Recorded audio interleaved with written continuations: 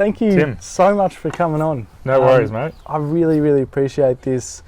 I was saying off camera that I believe you're a true peak performer in Jim's franchise. You're one of the top mowing franchises in Jim's Mowing. And when I asked Jim after I did the podcast with him, who should I go and talk to, your name came up. So that's my sum up of you. You've been in and out. You've had jobs in the past, but now you're doing Jim's Mowing and really succeeding, and loving what you do. That's my sum up of you. But I guess for people that don't know you listening on, tell us a bit about yourself. All right. So my name's Dan. I'm 26 years old. I'm from Chelsea in Victoria. Basically, I was working at McDonald's for about 7 years prior to being in gyms, and I had become a manager at McDonald's pretty early on, as soon as I hit 18, and was a manager for 5.5 years there.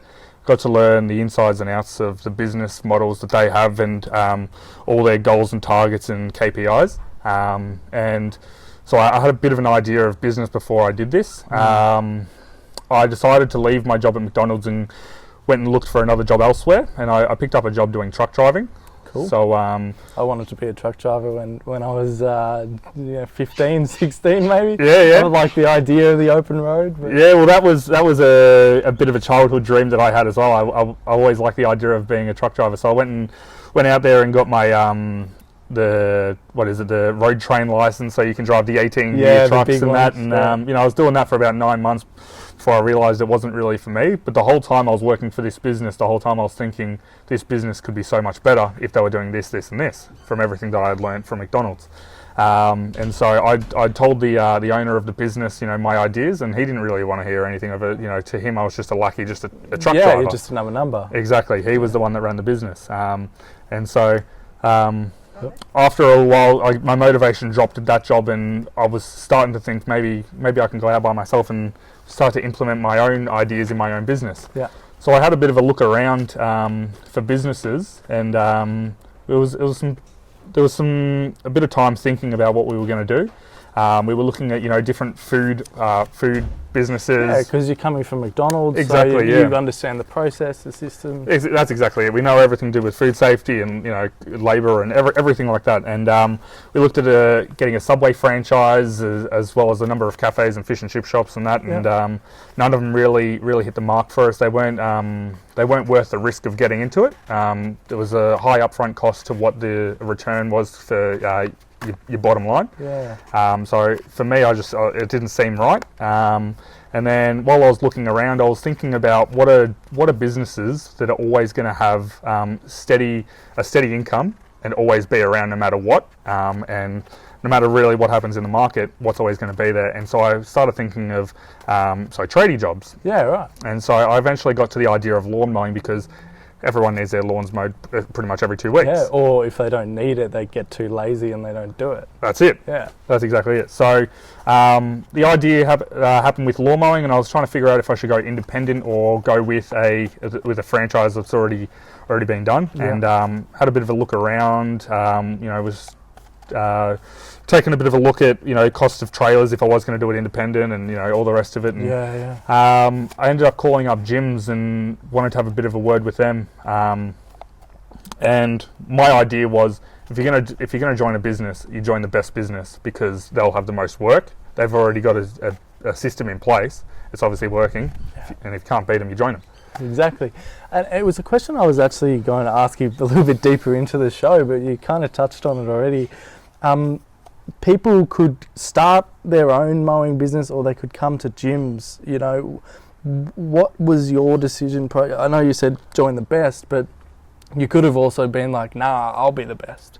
Yeah. So what made you decide to, I guess, jump into gyms? Well, throughout, I've got a few mates and family that have businesses themselves, and I've realised that the hardest part of running any business is trying to get the sales in the door, the clientele.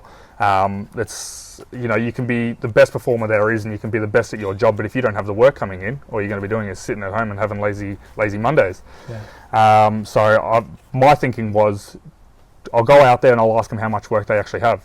When I found out how much work they really do have and how much is still on the plate and not being taken and is unserviced, That's what sold it for me. When I did the podcast with Jim, he publicly said that there's 180,000 leads that are unserviced. Yeah, exactly. Which there's the opportunity, people. If we, and I'll explain that for the people that don't know what a lead is. I know fairly, people listening to this show would know what a lead is, but you never know.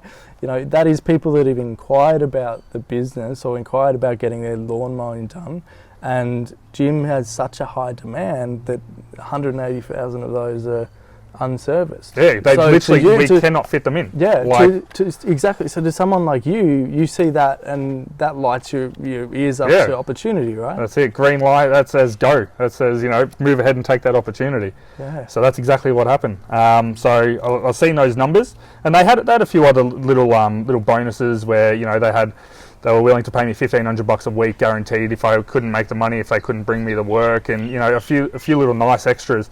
But none of that really mattered in my mind. All that I was focused on was that 180,000 customers that are missing out, that I could could take a nice slice of the pie. Definitely.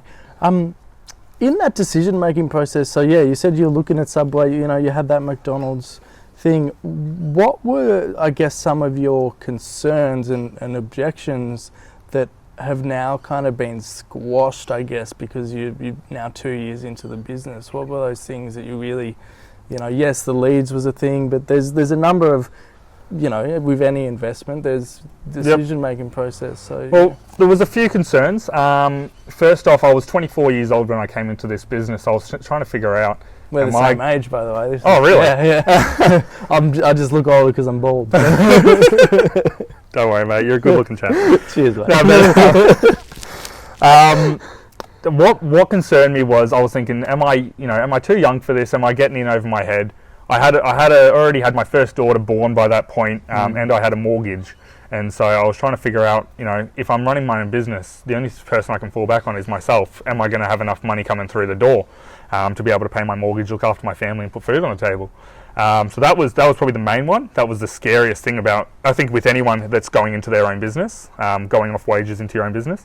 The second thing was, in this business, I think you're worried about the seasons because grass grows slower in the winter months, and you're trying to figure out, if I'm not mowing the lawns and I'm with Jim's mowing, what am I doing?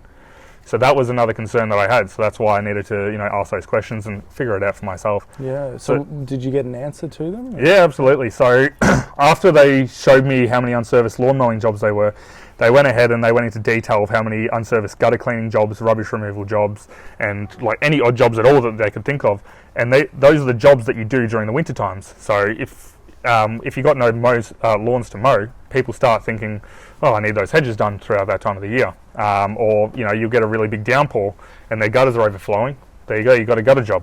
So that's what kind of, that's what settled those nerves for me. Yeah, and this is something, I guess, as well, we were talking off camera. Jim gave me a bit of advice and a cheeky nudge, but it was great for him to do this. And he said, how could you, Tim, improve every interview that you go to? Because my setup time was quite slow. And he said that on the podcast. Your setup time was a little bit slow. And he was nice about it, but it was a legitimate reason as to how can you make this quicker. And then I've now gone and bought lapel mics, and I can come to a setup like here today, and I'll probably set up in 10-15 minutes.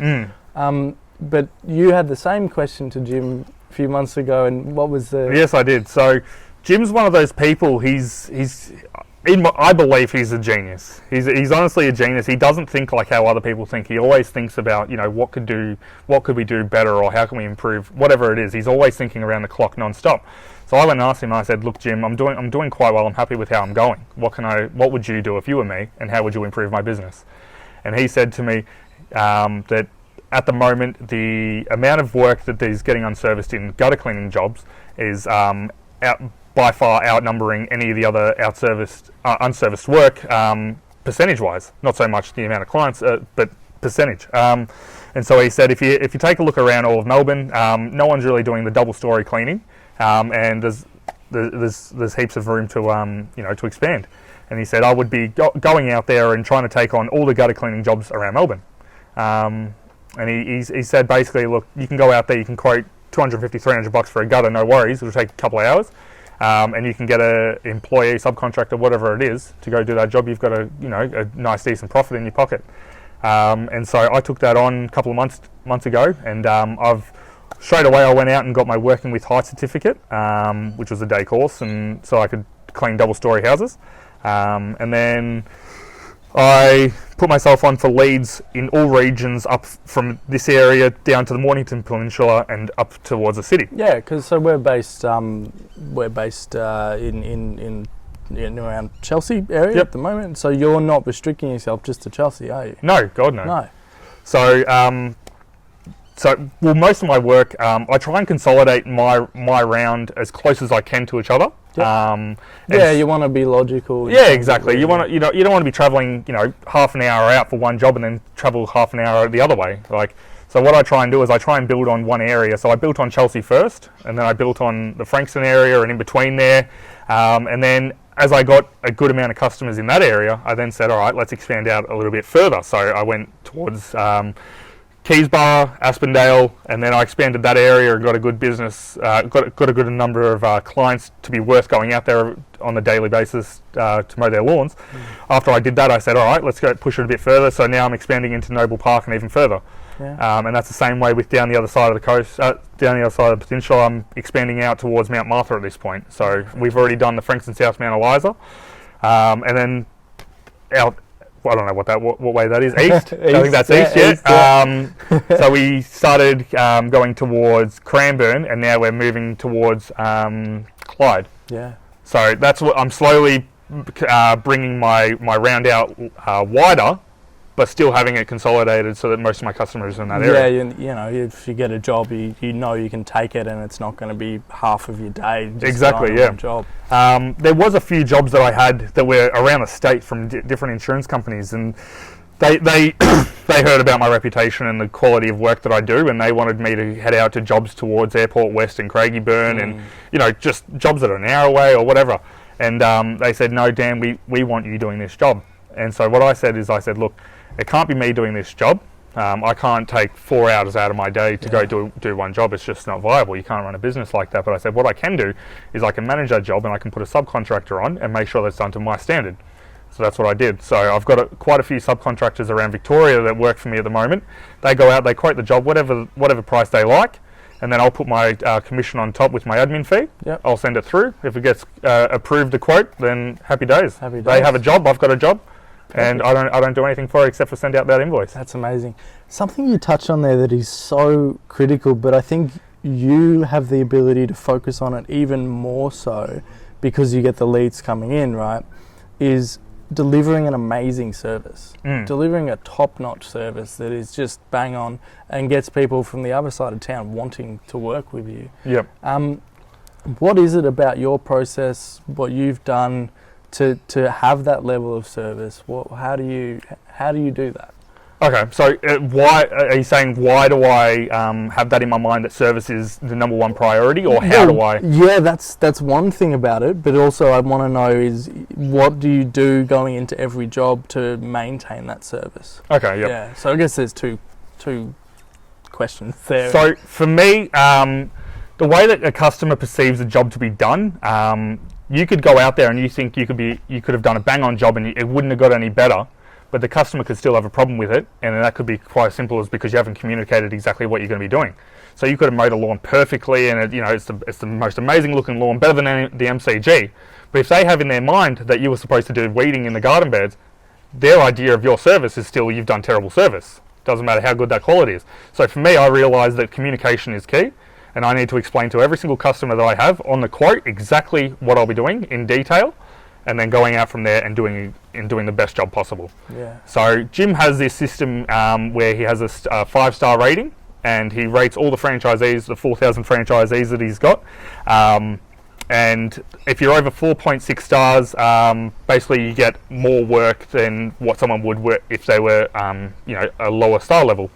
And so I try and push myself with that star rating because that's one of the key performance indicators that show me exactly if I'm doing the right thing.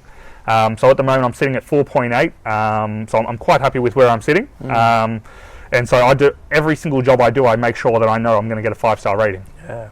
some people just tough? Like when I've seen it on businesses, Google reviews, and all that kind of thing. 4.8 is very good, and I guess some people are just tough markers. Even a 5 job, they'll just put it 4 because Exactly. they go, oh, I'm not comfortable giving a 5. So I think just to give people context for that, if your star rating is 4.5 to 4.8, that's still good because people are hard markers, right? Exactly. So when I first started, I was only sitting around 4.3 or something like that because I wasn't communicating effectively exactly what was happening at the customer's jobs. Yeah. I would go out there and I would say, okay, you just want lawn mowing, no worries, that's $65. And then they'd be expecting me to either catch the lawn or take the clippings away with me. There's a lot of variables. They'd expect you to only be able to mow in the lawn, mow in the dry, mow at this certain time of the day. So you've got to explain that to every single customer exactly what's going on. So communication, you've touched on it a couple of times. How do you have a checklist of things that you communicate with your client when you're coming in, or do you just now have a system of what to say? So yeah, I do have a system of what to say, but I've also made a checklist because I hired a manager about nearly 6 months ago now. So he was someone that worked for me at McDonald's, and I actually trained him up as a manager. Cool. Me and my wife, we were both You met at Macca's? Yeah. You met at Macca's? We did meet at Macca's. No way. Yeah, that's it, yeah. So she was my restaurant manager when I was a crew person. We clicked. I don't know what it was. That's so cool. That's so cool. But yeah, so me and her, we worked at the same store, and we trained up this guy to be a manager, and he took on everything on board. And to this day, this is going back, I don't know, 9 years ago, nearly 10 years ago. I always remembered how well we trained this guy, and so that stuck with me. And I've only been doing this job for 2 years, and when it came to the point where I needed to basically get someone else to help support me doing the to keep up with the amount of volume that we have. Yeah. I was thinking who would be the perfect person, and we went through a whole list of names that we had met along the years, and he was the one that stuck out to us from 9 years ago. Wow! So because me and my wife had trained him You'd up. already trained him, so exactly. You and your wife can train him again, just in and it's still a franchise. Yep. It's still got systems, processes, logbooks. That's it, and we kept every single system as close as we possibly could to that Macca's system. I'd actually love to talk about that because the gold standard through my business degree, when they're talking about a system or a process, they'd always talk about McDonald's. And I'd always say McDonald's have got it down to a T where they can take a 16-year-old and teach them how to make a burger to the right standards and everything. So what is it about that you've then also taken into your business now? As much as possible, that you were saying. As I said, I've taken as many of those systems as I possibly can that make sense to go into a trade from McDonald's. Yeah. So you're absolutely right. They can take a 15, 16-year-old and teach them skills that no adult would ever learn in their lifetime because they wouldn't have dealt with that kind of pressure. And so... Because the lunchtime rush comes in. It's crazy. Yeah. And so a lot of their ideas, especially when you get into the management sides, is they have these stools. They have this 3-legged stool that they call it, and you focus on your people. So your crew morale, your management morale, how your people are feeling they're appreciated, and making sure they're performing to 100%. You have your food and your suppliers. So you got to make sure all your equipment's up and running, or your food's coming in, or your paper, all that. And then you've also got your labour. So your management labour, and also your crew labour and maintenance, whatever it is. So they've got this 3-legged stool, and so that's what I kind of focused on. So for labour, I think I touched on a little bit before, KPIs, so key performance indicators. I tried to bring over as many as I possibly could, and so for me, one of them, the biggest one that I use, is probably sales per person hourly. So my business, I try and run it so that each of my employees, I'm trying to aim for them to make me between 90 to 100 sales per hour per person. Yeah. So essentially, if I have someone I'm giving an 8-hour shift to, I'd expect them to try and make me $800. Right. Or close to. Yeah, yeah. So that's one of the things I brought in. And then I brought in other things like sales projections. So when you're a lawnmower, you're like, geez, what am I going to make next week? I've got no idea. No one would know. No. But McDonald's, when they do their projections, they know close on what they're going to make the next week. Yeah. So I brought that in. So we tracked what we did week after week after week after we started. And so now what we do is We check what we did last year. We check what we did within the month, last week, the week before that, and we see how much we're going to comp for that week. So we can project what we're already going to be doing next week. So because of that, we say, all right, we may be doing, I don't know, it might only be a $12,000 week that we're doing next week.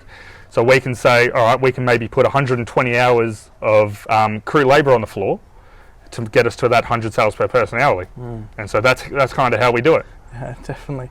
And that takes you from, I think the perception people have when they buy Jim's mowing franchises, now they've just bought the kit, the gear, the mower, and now they're just going to go mow lawns, and they've bought a job essentially.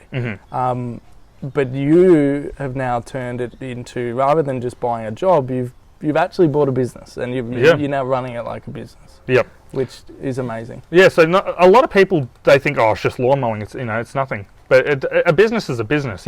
All businesses. You can run a business model very similar to every other business out there. It's just the way that you implicate those. The things that you do on a day-to-day basis. So my idea was, it's not going to be a job for me. This is going to be a proper business, and I want to show exactly what I can do and what I'm able to achieve. Yeah, and I think, you're quite successful there. You said a bit of the figures in terms of money, but I don't want to get into your turnover or anything, because I never do that with any business owner on the show. But the question I would like to ask is, one of the benefits of owning this business and franchise, you've got a young family. You've now got the financial freedom to spend time with them now, correct? Absolutely, yeah. Yeah, tell us a bit about that and the benefits. So when I first started, for the first 6 months I was working by myself, and I didn't have a lot of time with the family at all. So I was working by myself until I got to the point where I had too many sales coming in that I couldn't do it by myself, and I was wearing myself out. And you learn pretty early on that you've got to take your mental health. Yeah. That's priority. Because if you're not mentally with it, you're not going to be able to do the job tomorrow. You're not going to get up out of bed and just do it. Every job. I did a podcast with Joel on Joel Kleber's show, talking about my mental health, and incredibly important. Yep. Yeah. So I realised 6 months in, I couldn't keep pushing myself to the extent I was. So I brought my first employee on. And then we continued to work, and that took a bit of pressure off me. I ended up working the whole first year. I worked every single day, all throughout the rain, hail, 40-degree days. It didn't bother me. And I think I took 8 days off. 4 of those were for a holiday that I went on with my family to Mount Borbor. And so, that first year was kind of like a write-off for me. It was kind of like, I'm going to set this business up. I'm going to make sure that I succeed.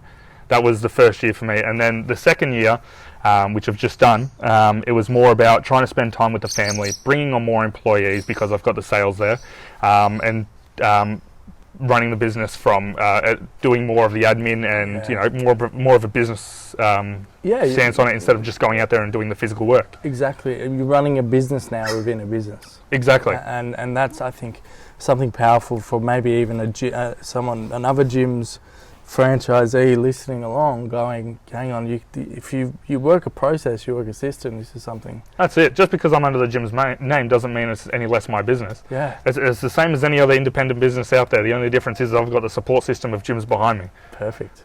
That's a win-win. And so now into my third year, I've got a similar goal to what I had last year, except I want to spend even more time with my family, and I want to get off the tools even more. So that's, as I said, I've brought on a manager. He's now going to be helping me out with the quoting, doing the jobs.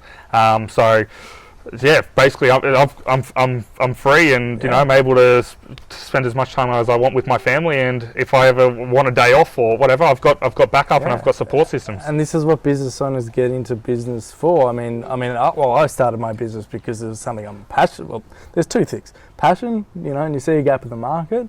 But really, it's also they could see a vehicle for time freedom. And that's, you've done that in a matter of what, two years? 2 years, yeah.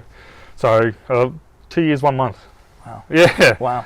So no, I'm having a lot of fun with it, and I think the more and more that I achieve, the more motivated I am, and the more sales I make last week, the more I want to make this week, and I just push myself to see what I can achieve for this term or this month or this year. Yeah. That's what drives me. Fantastic. I'd love to. We were talking. You actually now spend a lot of time mentoring other gyms people as well. Like you're answering emails. You're very open with your time, which is generous of you. Obviously, everyone listening on, don't spam him all at once. But I guess let's get into some of the common questions they're asking you, and what are your responses? So I know that's a quite broad question for me to ask, but what are you seeing that's coming up for people that you then? Yep. Yeah. So a lot of questions I get are people that say, "Why should I get into gyms? Am I going to be able to make it in gyms?"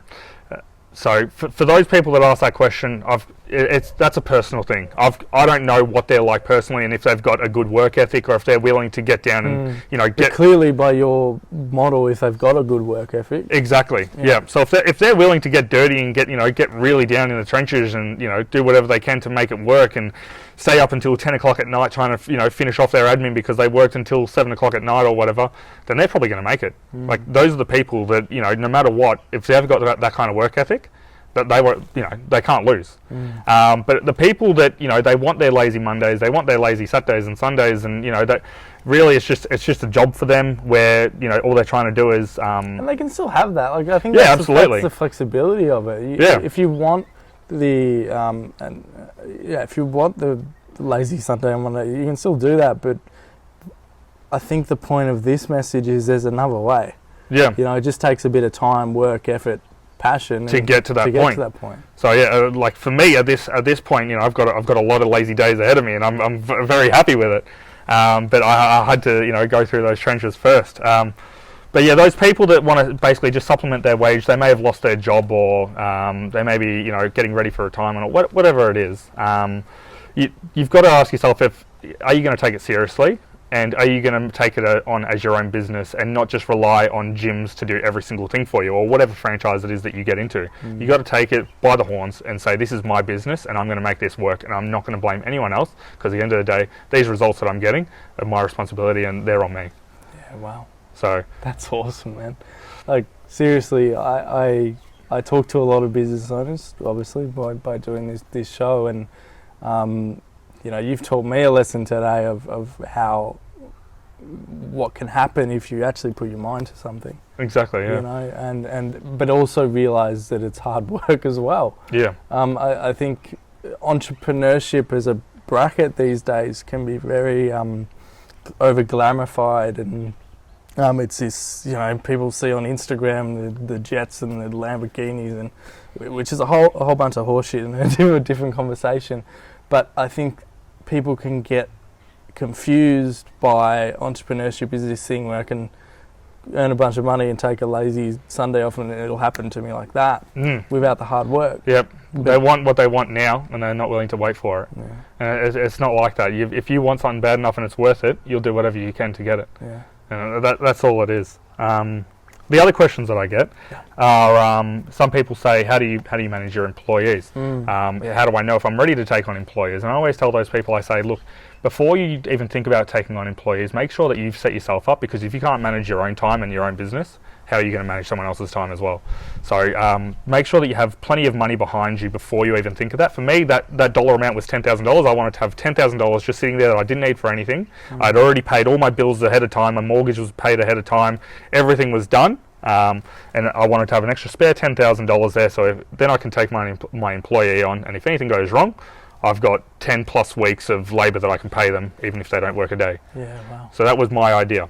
So that's for anyone that's thinking, how do I bring on employees? Just be as prepared as possible, and make sure you have a target for those employees. And for me, that target was 90 to 100 sales per person, and to make sure their morale is as high as possible, so that I know they're working at 100% efficiency. So that's the questions they're my main two questions that I get. I can't really think. A lot of people, have questions like, how do I know when the grass is going to grow? They're more like, how do I do this kind of? Yeah, exactly. Those questions anyone can teach how to mow a lawn. Yeah. Right? Does Jim have training for that? Or does he have online training as well? What he does is he takes you out on the field and he shows you exactly how to mow a lawn. Wow. Jim himself? Jim and Mike Davenport as well, and the other trainers that they have in the office. they'll actually go out there. They spend 3 days with you going over the physical. They go and they spend 3 days going over all the how to run a business, how to do your admin, all the safety, PPE, whatever it is. And they literally go out there and they show you how to clean a lawn, how to mow a lawn, how to prune hedges, how to it's basically learning how to do horticulture as a certificate essentially without it. Yeah. But they teach you as much as they possibly can in that 3 days, and after you come out, you're like, wow, I know. Gee, I'm a professional. So you look around your own lawn. I mean, we're on a good setting today. Do you do your this? Do you do? No, this is my father-in-law's lawn. He tries to get me to do it. He tries to offer me a beer here and there, but no, I'll give him a bit of a hard time, and he mows his own lawn, but he does a pretty good job. I'm happy with the job. It's due to be done, but Oh, really? It's due to be done? Yeah. I thought it was. I thought it was okay. No. See, clearly I need to. This is why I'm not the professional, mate. Yeah. I think that's actually a really awesome spot to leave it on. Because I'm just blown away with everything you've said there, and I think there's some actionable things for people to take away from that. I've got sort of 2 more questions that I ask everyone that comes on.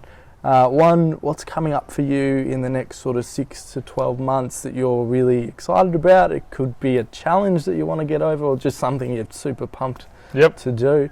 Okay, well, we'll start with that question. So for me, the thing that I'm really excited about, I think I was saying I'm very, very big on keeping my crew morale very high and their appreciation levels, and making sure that I can do everything I possibly can for my team to ensure that they're going to stay working for me. So at the moment, my focus is building up on my employees, making sure that I have loyal employees coming on. I have had a little bit of turnover with people that just weren't right for the job, or they could, because it is quite a physical job.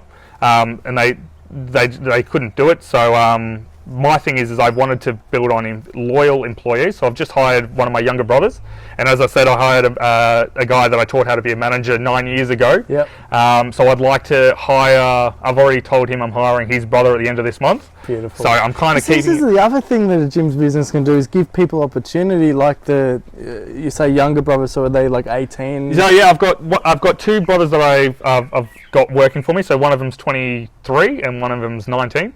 And so I know that they're going to be loyal to me because they want what's best for me and best for the business, and I'm obviously going to treat them for a 19-year-old, 20-year-old.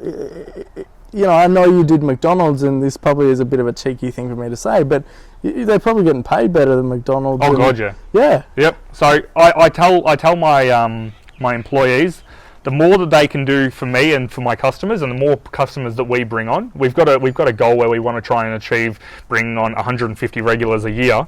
Obviously, you're going to have a few that fade away over time, but that's our goal. So, and to get to there, we do three regulars a week that we want to bring on.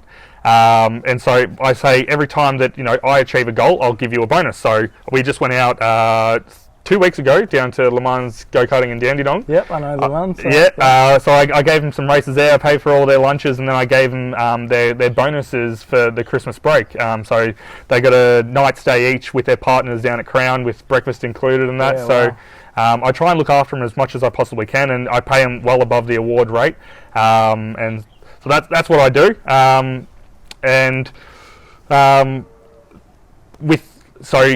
With my loyal employees, as I said, I'm trying to bring on people that I know are going to stay with the company, and they're not wanting to leave. So I've got my eye on my prize right now, and I'm excited to see where we go. I've got my goal for the yearly sales, for what I want my employees to achieve and what I want them to be trained in by the end of the year. So I want a few of them to learn how to do pruning and hedging. I want a few of them to learn how to do gutters, and that's where I'm moving on this year. Fantastic. So that I can do, I don't have to be on the tools anymore. Yeah.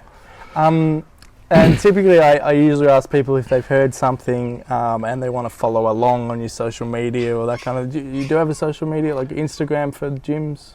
So I know they don't. Yeah. So gyms has their own social media. Yeah. I mainly use the Facebook platform. Yeah. So my stuff's all on Facebook, and I have a hashtag that I use where you can just put in the search engine, and it's Gyms Mowing Chelsea South. Cool. So if anyone wants to take a look at what we've been doing, we're good way to do it. Yeah, we're quite excited with what we've done so far and where we're going. Yeah. feel free to take a look at what we've done, and any questions you guys have, as Tim said, just let us know. Let you know. And I was just going to say, look, if anyone wants their lawns done, prunes hedged in the Chelsea area, and you're listening along, and you're currently not one of Dan's customers, how do they reach you there? So all they have to do is they can call the Jim's 131 number, so it's 131546, and they just ask for Dan Cahill from Chelsea, or Dan from Chelsea, or even just the Jim's guy from Chelsea.